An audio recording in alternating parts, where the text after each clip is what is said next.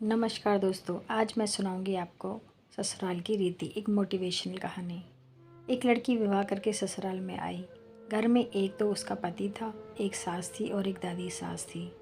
वहाँ आकर उस लड़की ने देखा कि दादी सास का बड़ा अपमान तिरस्कार हो रहा है। छोटी सास उसको ठोकर मार देती, गाली दे देती। यह देखकर उस लड़की को बहुत बुरा लगा और दया भी आई। उसने विचार किया कि अगर मैं सास से कहूँ कि आप अपनी सास का तिरस्कार मत किया करो तो वह कहेंगी कि कल की छोकरी आकर मेरे को उपदेश देती है, गुरु की बनती है। अतः उसने अपनी सास से कुछ नहीं कहा। उसने एक उपाय सोचा। वह रोज़ काम धंधा करके दादी सास के पास जाकर बैठ जाती और उसके पैर दबाती।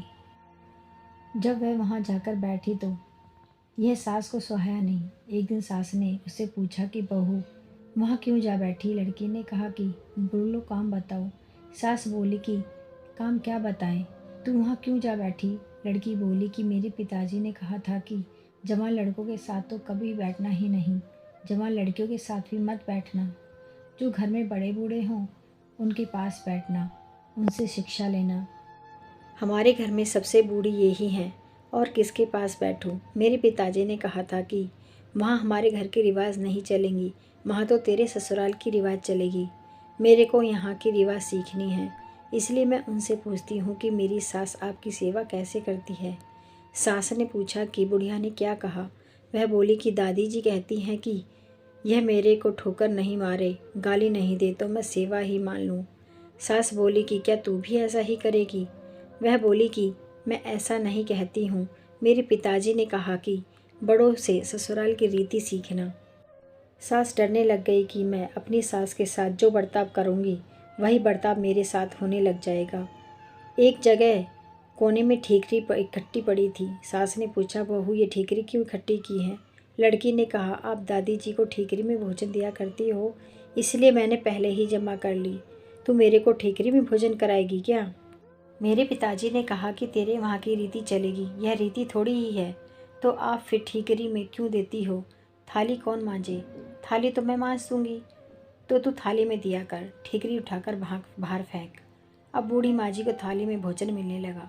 सबको भोजन देने के बाद जो बाकी बचे वह खिचड़ी की खुरचन कंकड़ वाली दाल माँ जी को दी जाती थी।